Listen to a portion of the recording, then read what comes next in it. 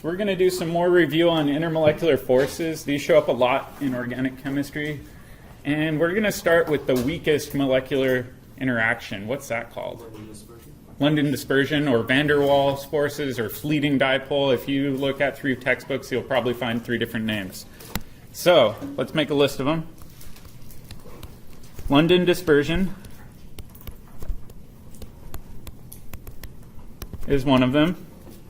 Other people will call this same thing van der Waals forces. Other people will call it a fleeting dipole. I don't really care which one you use, but the most important thing to remember is that this is a relatively weak interaction. However, in chemistry there's always exceptions, right? So we'll talk about that next. All right, so the general principle of this is that electrons can't be everywhere at once.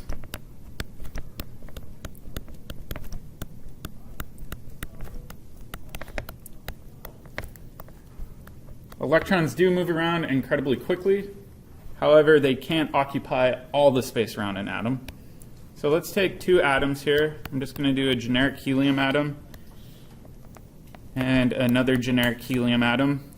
Let's say this helium atom on the left has 2 electrons, and they happen to be located on the right side. All right? If I put a delta symbol here, should it be positive or negative, do you think? Negative. It's an electron-rich side of the molecule, which means this side's delta positive. All right? If we look at the other one over here, we've got maybe 2 electrons that are also on the right-hand side. So again, this could be delta positive, and this could be delta negative. All right, so if we look at this, that delta positive of the left helium can actually, or of the right helium, can be attracted to the delta negative of the other one. This is a weak stabilizing interaction.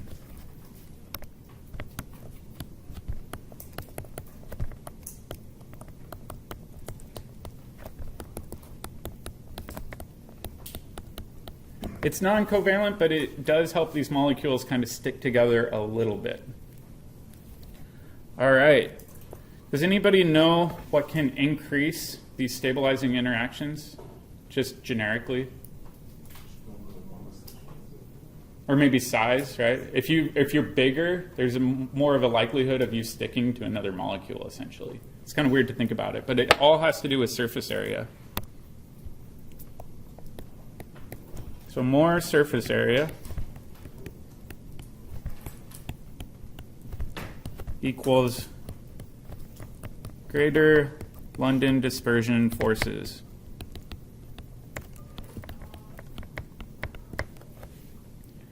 Another way of thinking about this is larger surface area molecules will have a higher or lower boiling point.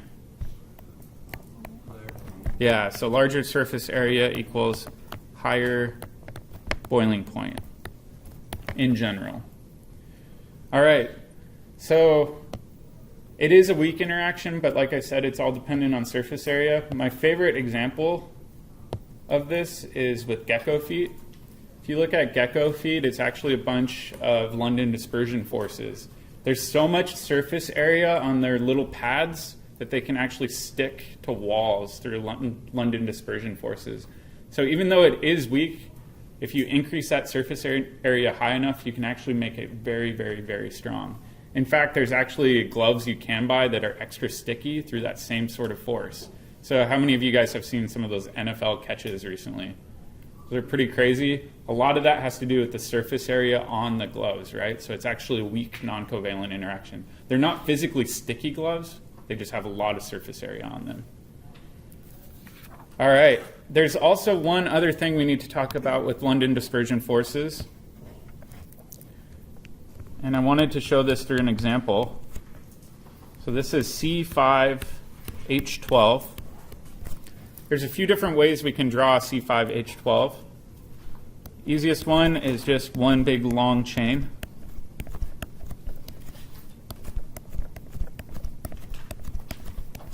And we'll surround all 5 of these carbons with the 12 hydrogens.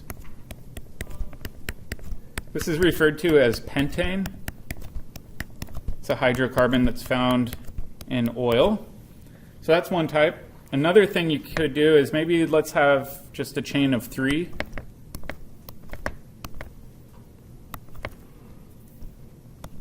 And then I'll put a CH3 up here and a CH3 down here. So can you see it's almost like a T on its side?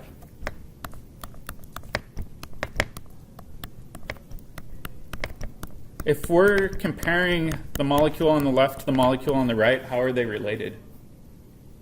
Who remembers that word? It's not resonance. Resonance is where you move electrons. In this case, we're rearranging atoms. Isomers, specifically, they are constitutional isomers. So constitutional isomers are arranged differently. All right, so that's another one. Another one looks a lot like a cross.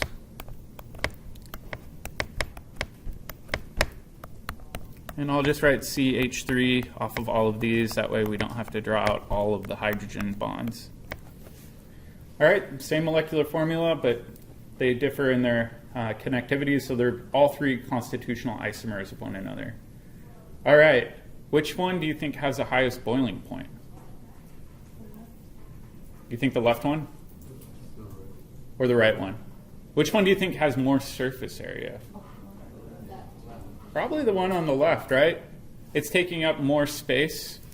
This one on the right is actually a little bit more compact. It's basically crunched into one small ball of atoms. So if we look at this in lab, that trend is true. This has a boiling point of 36 degrees Celsius. This one has a boiling point of 28 degrees Celsius. And this one actually has a boiling point of 10 degrees Celsius.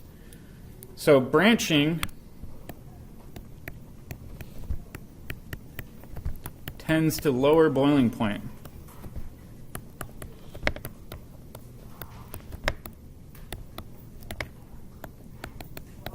If the molecular formula, so I'll say MF for molecular formula, is the same. Does that make sense? Still tied into London dispersion forces.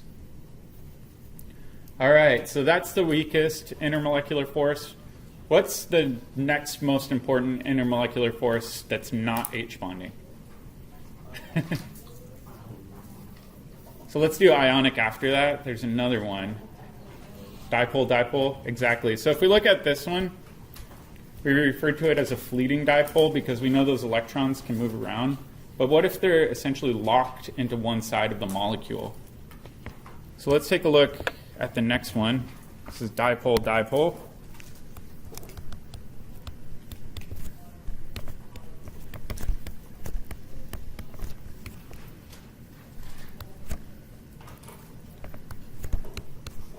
And this is an interaction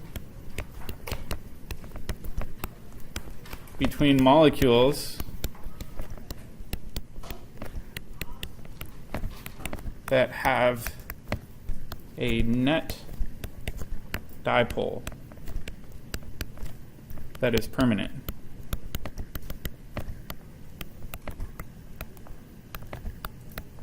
Meaning it's not going to just reverse itself. So let's take an example of this. I'm going to do carbon double bonded to oxygen. And I'm going to do a CH3 here and a CH3 here. All right, now we need to determine the overall net dipole for this molecule. Where do you think it's going to be pointed? Do you think it's going to go up, down, left, right? To the right. Why do you think it's going to the right? Yeah, oxygen's pretty electronegative. It's in that top right-hand corner of the periodic table. So when I draw this, I'm going to just switch to this arrow interaction. You can use the delta symbols if you prefer. So this has a permanent net dipole constantly pointed towards oxygen. If we've got a second molecule, we can draw it over here.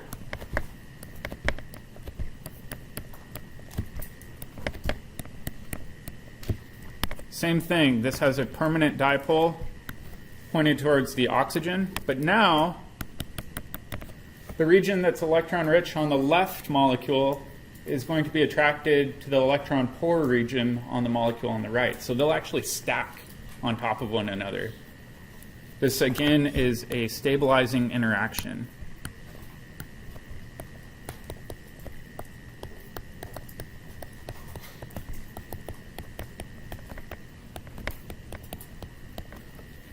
Does that make sense? All right, now we get to go into the special case of dipole-dipole.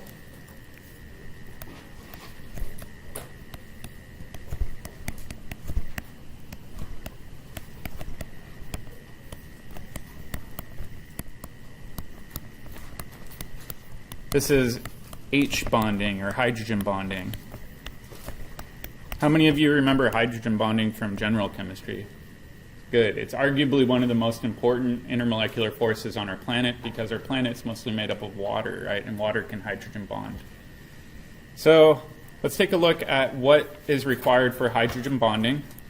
What do you think we need? Hydrogen. So first thing, hydrogen. Second thing, what must that hydrogen be attached to? Yeah, nitrogen, oxygen, or fluorine. So I'll say H must be on the phone. And what I mean by phone is fluorine, oxygen, or nitrogen. I just use that to remember. And then last but not least, we must have a lone pair. So let's take a look at the most common example of hydrogen bonding on our planet.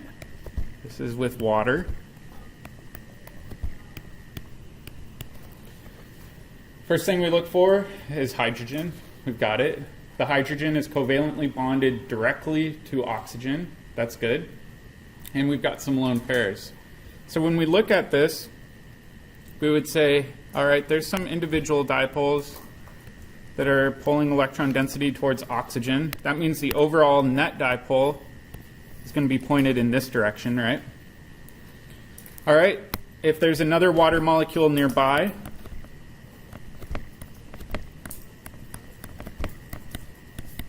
same sort of thing applies, where we've got individual dipoles here, and then an overall net dipole right here.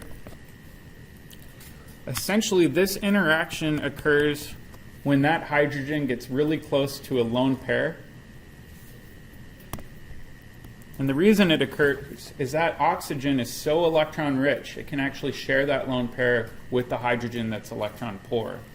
So again, this is a very strong stabilizing interaction.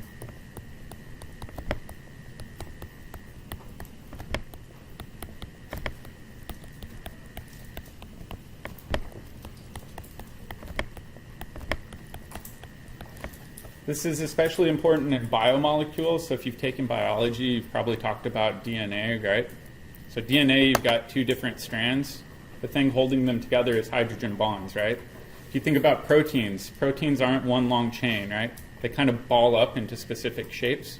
And the way they ball up is oftentimes due to hydrogen bonding and hydrophobic effects. So it's a really, really important feature in biochemistry. All right, so now let's just briefly rank these from lowest to highest.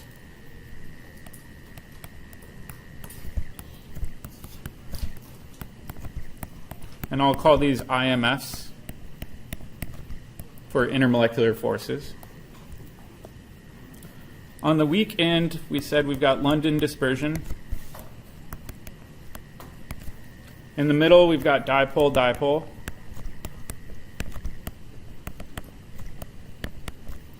Then over here, we've got H bonding. And then there are also some where it's ion dipole. That means we now have the cation that's maybe attracted to one side of a polar molecule. And then last but not least, we can have an ionic interaction where you've got a true cation interacting with an anion. So in general, these are strong and these are weaker. But there is one important trivia fact that I always try to tell people. If you think about water, 25% of the force holding water molecules together is actually London dispersion forces. So it's not a pick one of these. It's oftentimes a combination of multiple. So let's write that down really quick.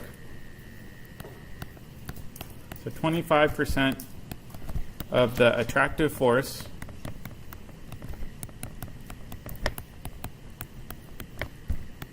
between water molecules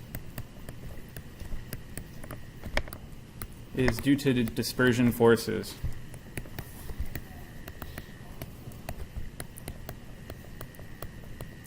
That is to say, you can have a combo of different intermolecular forces. Does that make sense? All right, so let's take a look at some of these. What I want you guys to do is to help me draw the Lewis dot structure and then predict the main intermolecular force between multiple molecules of the same type. So the first one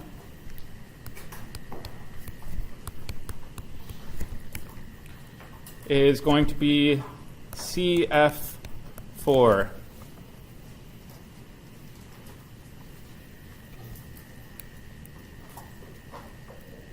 And then let's compare that to CCl4.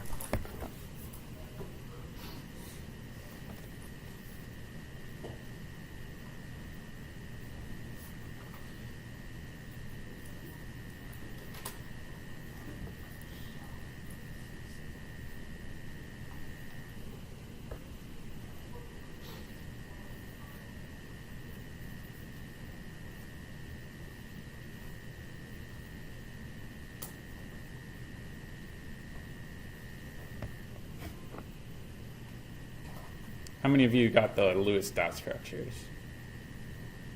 Okay, that's good. I'll start drawing those out. Oh. I'll draw it a little bit bigger.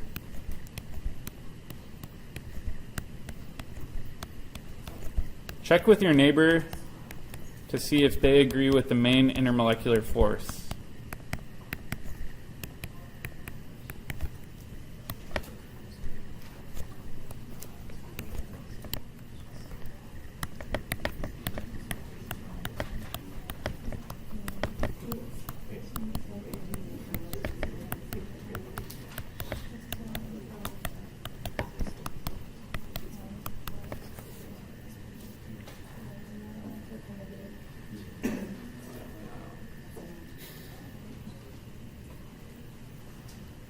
All right.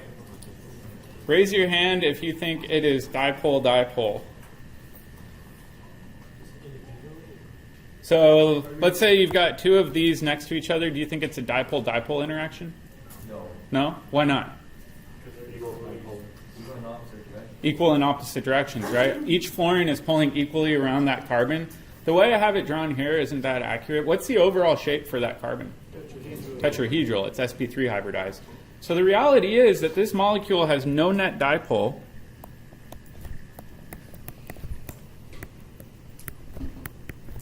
Therefore, it's got to have London dispersion forces. All right, what about the one on the right? Same thing, right? So no net dipole. That means that it's London dispersion too. All right, now the brain teaser. Which one of these do you think has a higher boiling point and why? You think CCl4 does? Why? Yeah, so fluorine's number 9, chlorine's number 17. Chlorine's a heck of a lot bigger than a fluorine, right? So just based on size, it's going to have more London dispersion forces than fluorine, right? So when we look at this in a lab setting, that's absolutely true. This has a boiling point that is 77 degrees Celsius. This has a boiling point that is negative 128 degrees Celsius. So really, this has a higher boiling point since chlorine atoms are much bigger.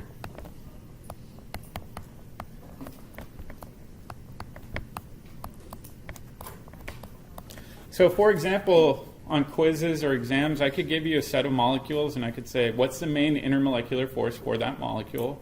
And then when comparing these two molecules, which one would you anticipate to have a higher boiling point? Some people freak out and they say, I need to memorize boiling points? No, that's nuts. I just want you to compare them. Which one's higher, which one's lower? All right, let's do a couple more. Let's do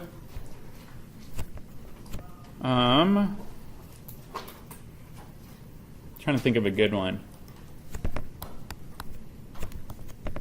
CH2O. So let's draw the Lewis dot structure for that. Versus CH3OH. So same sort of thing. Let's draw the Lewis dot structure, determine if there's any net dipoles in there, and then we'll go from there.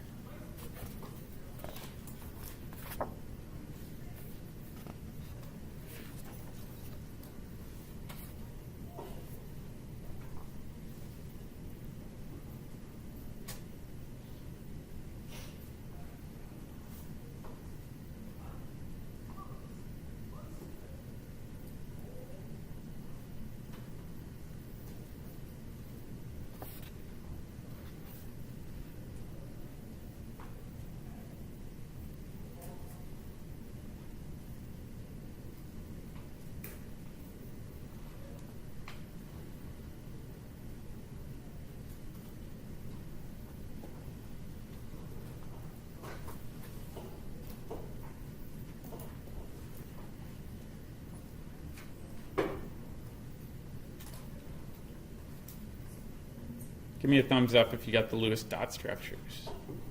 That's good. So let's do the Lewis dot structure for the one on the left first.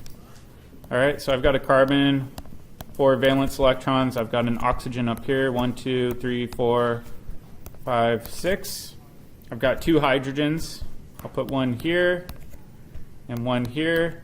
All right, so now I'm going to match these up. Single bond here, single bond here. I can do a single bond here. I'm actually going to move an electron over. Don't mind me. There we go. This is going to make our lives easier. Now we can pair these up and form a double bond.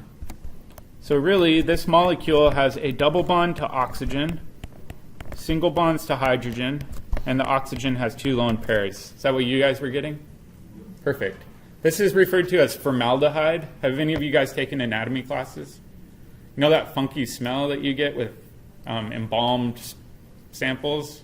Oftentimes they use formaldehyde, even in low levels, to help preserve the tissue. It's generally a good idea to avoid this because it's known to cause cancer.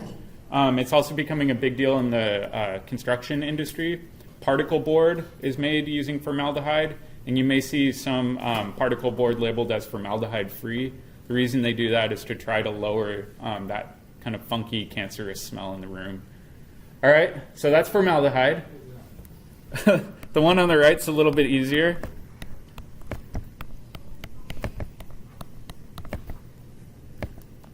I'm just going to draw it like this. So this is methanol. This is often referred to as wood alcohol. This is the alcohol you don't want to drink. It'll make you go blind. All right, so now looking at both of these, is there a net dipole for the molecule on the left for formaldehyde? Yeah, definitely. Specifically, it's going to be going straight up and down. So we've got a net dipole going up. All right, so if we look at this molecule, what sort of intermolecular force will it have in solution with itself? Dipole, right? Okay, so this will be dipole.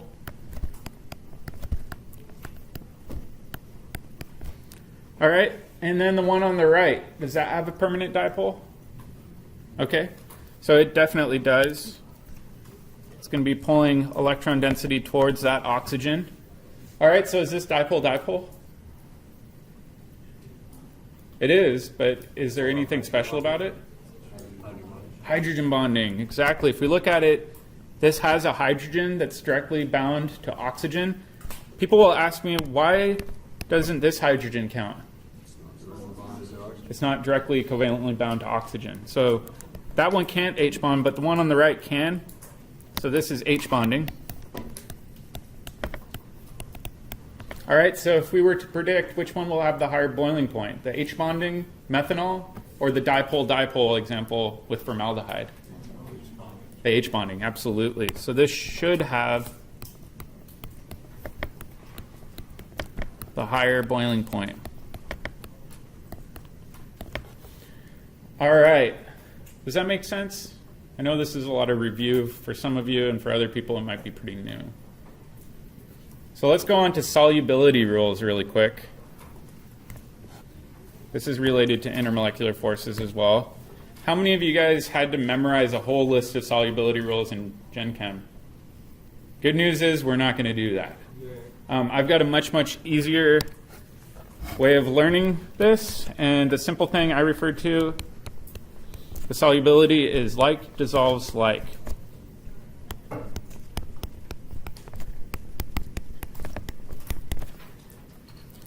Another way of saying this is that solvents tend to dissolve solutes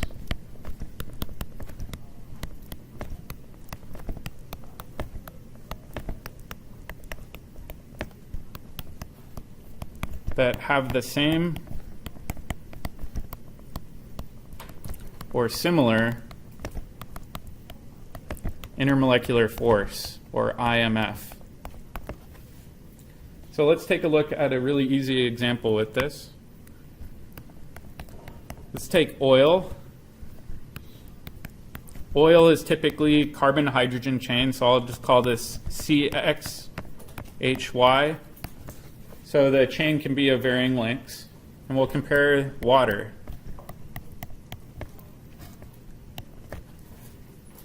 All right, if we look at the intermolecular force for oil, what do you think the intermolecular force is going to be? London dispersion. There's no electronegative atoms in it, so it can't have any permanent dipole. So this would be London dispersion. Where water is going to be what again? H bonding. These are very different from one another, right?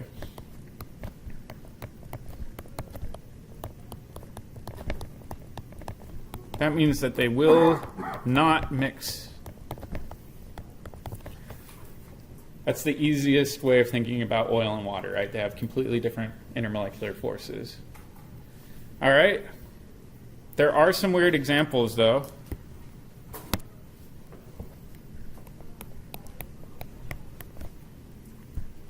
Ionic compounds or atoms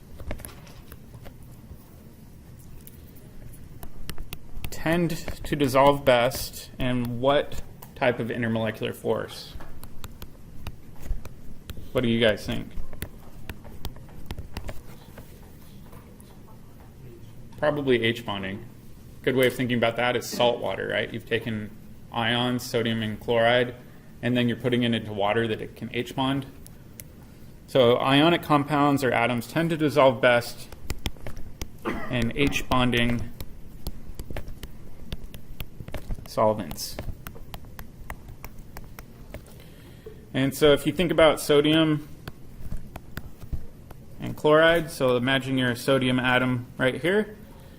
You could have a bunch of water molecules hanging around it, and the oxygen head is really attracted to the sodium. And why is that?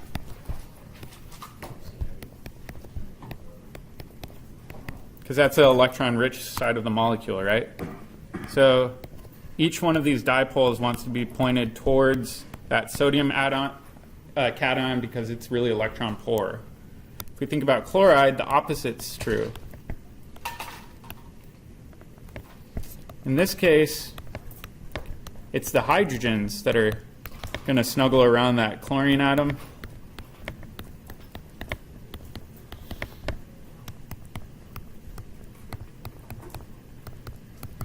And again, this has to do with the fact that these are delta positive hydrogens. That means that they're going to be attracted to the formal negative charge on that chlorine atom. Make sense? All right, one last thing. It's a special case.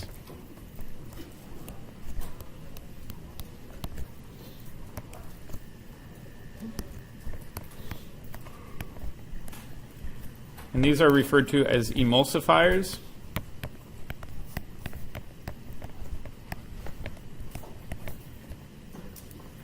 Emulsifiers can dissolve a wide array of compounds.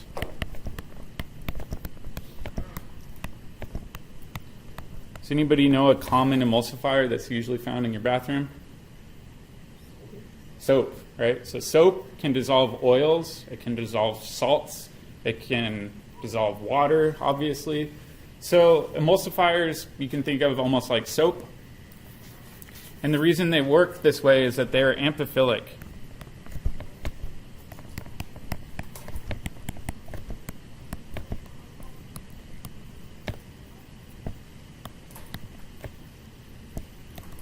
Let's see if I can spell this right. Amphiphilic. Another way of saying this is that they have a greasy nonpolar area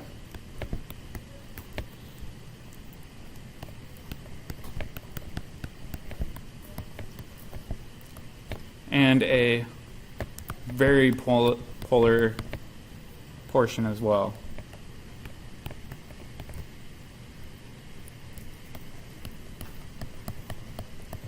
So let's think about the example with soap. So the general structure for soap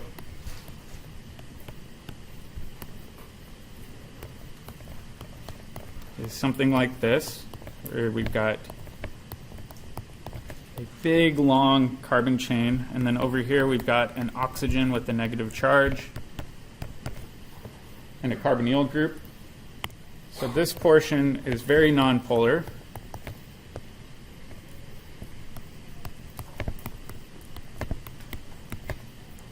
That means it will dissolve other nonpolar compounds. Where over here, this portion is very polar and can dissolve polar molecules really well. How many of you guys heard about the oil spill in the Gulf? I'm assuming most people did. So when the Deepwater Horizon ruptured, it was a big problem, right? They had those oil slicks all over the Gulf Coast.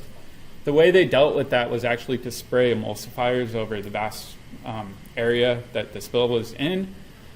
So what happened was that non-polar region would essentially wrap up these little oil droplets. The polar region would be the outer shell.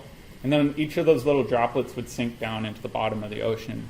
The thought was that microbes in the bottom of the ocean would essentially metabolize that oil, change it into something less hazardous. But at least it wouldn't be on the surface and it wouldn't wash ashore. What they're finding out now is when you dive down to the bottom of the Gulf of Mexico, you can actually find these oil slicks on the bottom of the ocean floor. And ecologists have very little idea what it's going to do long term to that ecosystem. The Gulf of Mexico, to be brutally honest, is a really bad place ecologically. So they've got that big oil slick. The other big problem they have down there is it's a dead zone. Does anybody know what that means? Yeah, with fish. So the fish don't have enough oxygen to survive down there because we're putting so much fertilizer down the Mississippi that those algae blooms are going off like crazy, and then they all die. And then the bacteria on the ocean are consuming all the oxygen as they decompose that bacteria. So the Gulf of Mexico is a mess. If you're interested in reading about the oil spill, I highly recommend looking into it. There's some interesting chemistry that's going on there. All right, so we're done today. If you want to hang out, I'll hang out in the room for a few more minutes. If you're in Thursday lab, I'll meet you upstairs at 2:30.